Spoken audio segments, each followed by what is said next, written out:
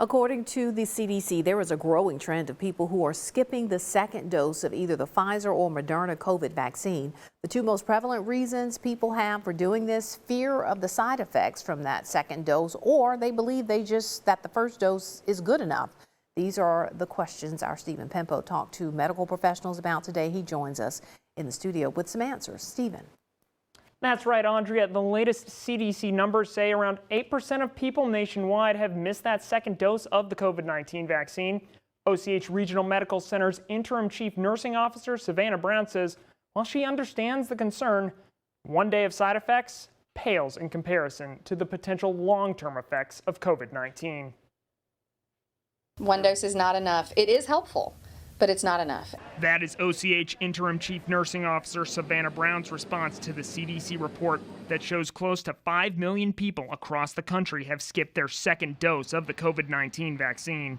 I do know that some people are hesitant, right? Maybe that first shot made them feel a little bad, and they've heard the rumor that the second one may knock them down for a couple of days. Over 1.6 million doses of the vaccine have been administered in Mississippi. Of those, about 57% have gone to people who've gotten at least one dose, while around 45% have gone to those who are fully vaccinated. Brown says OCH Regional Medical Center has occasionally had issues with some of their patients missing second shots, but not often. If you don't come for your second shot, you are most likely going to hear from us. We're going to call. We're going to try to find out why and try to work out ways to get you in. While she does acknowledge that those unpleasant side effects are a possibility, Brown says that's a sign that the vaccine is working the way it's supposed to. If I have a fever after my shot, if I have body aches or feel like I even have the flu for a couple of days, that is a sign of a strong immune response. And she says that reaction is typically over within 24 to 36 hours from when those symptoms began. COVID-19 can isolate you from your family and your peers for 2 weeks at least.